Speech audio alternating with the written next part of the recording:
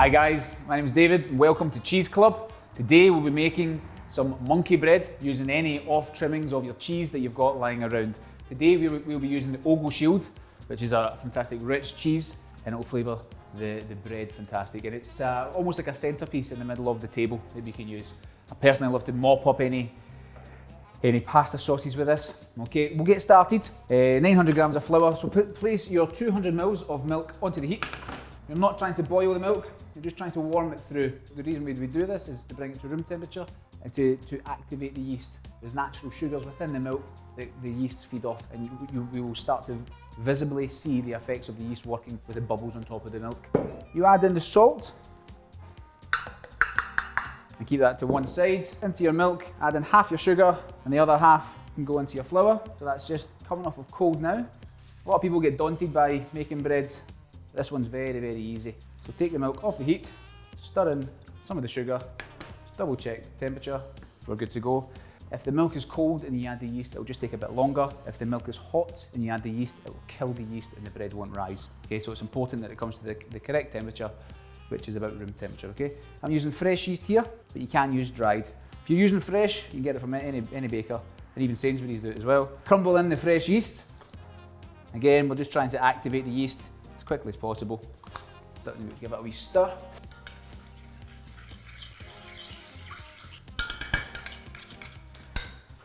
So the yeast will take maybe between 5 and 10 minutes to activate. What they'll start to do is they'll start to eat the sugars that are in the natural sugars, the lactose, the sugars that are in the milk, and also the little bit of sugar that we dissolved in there. In this bread, it's a pungent bread. It's a very rich bread. We'll be using milk as our liquid. We'll be using eggs. We'll be using the oh-so-moreish cheese, 200 grams of the oh-so-moreish cheese. It's a fantastic cheese to cook with. So, some vegetable oil, a lot of lightness, and this wild garlic pesto. Now this vibrant colour comes from wild garlic, which is literally just started growing. Everyone's had wild garlic now, it's a well-known product. They're everywhere, beside every river and path in Scotland. So while the wild garlic is at its best, you can freeze it and it will keep that vibrant colour, which makes anything look fantastic. What a pesto is just pine nuts, good olive oil, the wild garlic, and grated parmesan. This is named monkey bread. It's an American bread because you tear at it and the big chunks of it. It takes a little bit of time, it's a bit laborious, but it's a pleasant way to spend an afternoon, especially in lockdown. What it is essentially you're taking a nice light dough, folding through some cheese, and we're going to roll each ball of the dough into the vibrant, pungy pesto, and then put it back together.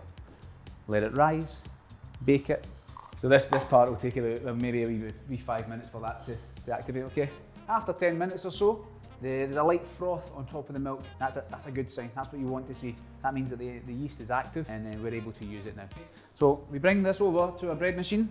Already in the machine. I'm very lazy. I'll be doing it in a bread machine. I want to save on the washing up, but there's nothing stopping you from doing this by hand. It's quite a wet dough, so it's very easy to roll. So we take it to our bread machine with our dough hook. Bring it down on a slow speed and pour it in gently, okay? I want to make sure I get every last bit. A spatula. That yeast is what's going to create the rise in the bread and how light it is and how fluffy it is. So we want to use it all. It's quite a heavy dough. It's got cheese, it's got pesto, it's got eggs. The actual recipe contains quite a lot of yeast to give it that rise, to give it that power to lift up. Okay, and next will be the milk. Straight in.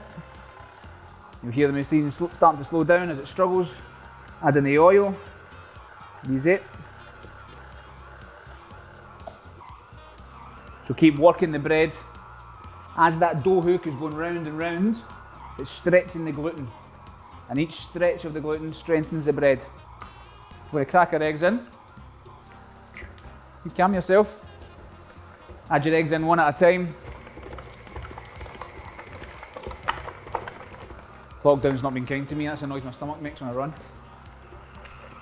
Again, we'll just give it a 5 minute knead. So we're going to add half the cheese at this stage. And that goes right through. You know, you can use any cheese. You can use blue cheese, you can use goat's cheese, even cheese with a pungent rind, you can use it. We're just showing you little tips and tricks how to use any trims of cheese that you're not using. So we'll keep some of our cheese for later, and we have that fantastic vibrant pesto There's nothing stopping you from using the shop pot pesto.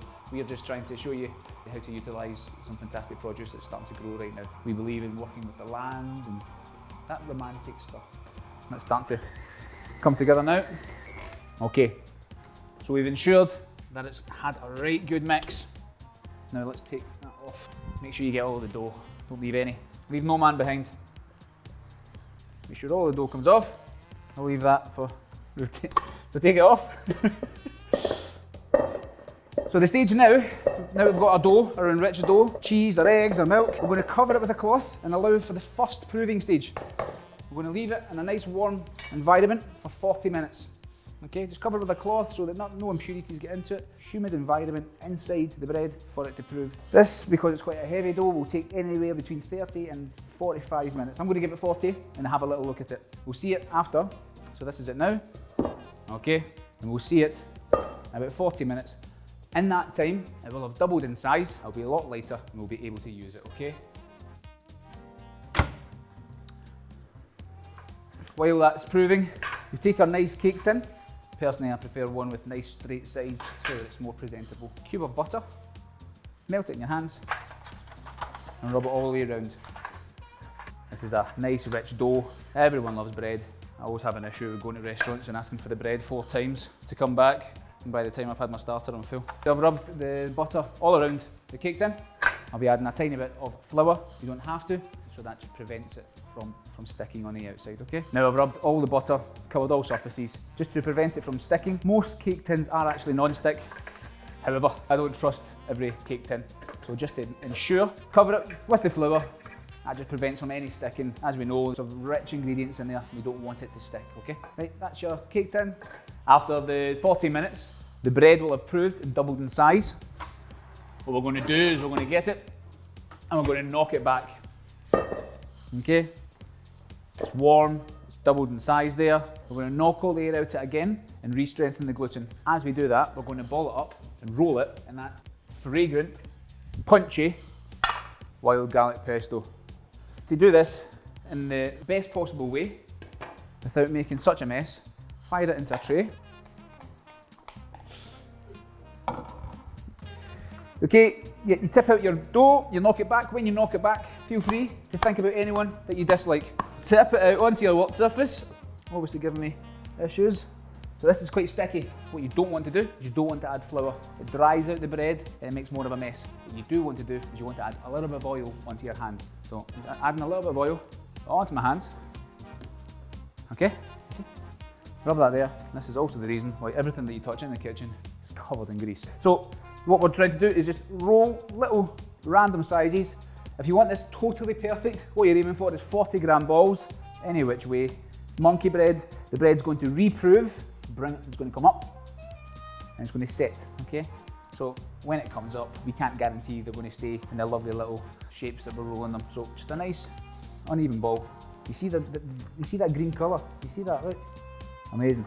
We have these randomly balled up. I've got 26 balls. You can do more, you can do less, it doesn't matter. The reason we ball them up is to give the bread more surface area to coat the wild garlic pesto all the way through it, okay?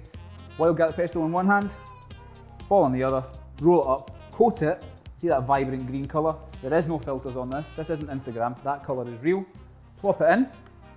So we're just going to fire it. The reason we do it in this method as well is because the finished product, those little individual balls, will be easy to tear off. Add another added little touch. We're going to sprinkle some of this ogle shield throughout the bread so that when you do tear, it's got a big string of cheese.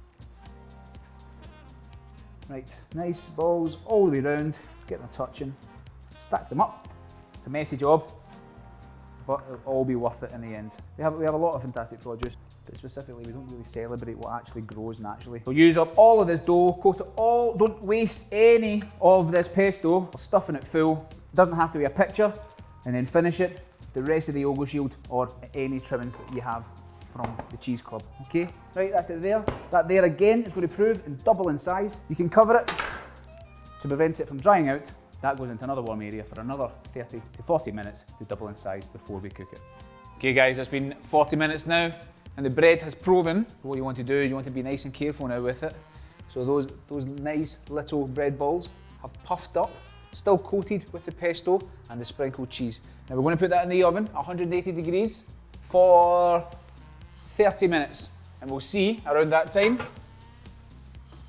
what it looks like when it comes out cooked. Okay, so the bread has been in the oven for around 40 minutes now. The aroma and the smell in the kitchen's unreal, and that's that wild garlic. You'd get the same smell with normal pesto and grated fresh garlic, but we know that we've just picked this. So out it comes to the oven. Normally with bread, you check by tapping the bottom, but we've cooked this almost like a cake. Okay? A little trick of the trade. Get a cup or something with a small circumference, lift it up, and off it comes, nice and easy. Okay, you get your serving platter, and straight on. So there we have wild garlic pesto monkey bread. Look at that, dynamite stuff. Okay, put that in the middle of the table, serve up a carbonara, and then make sure you provide pillows because you'll need a sleep after that. Lovely stuff.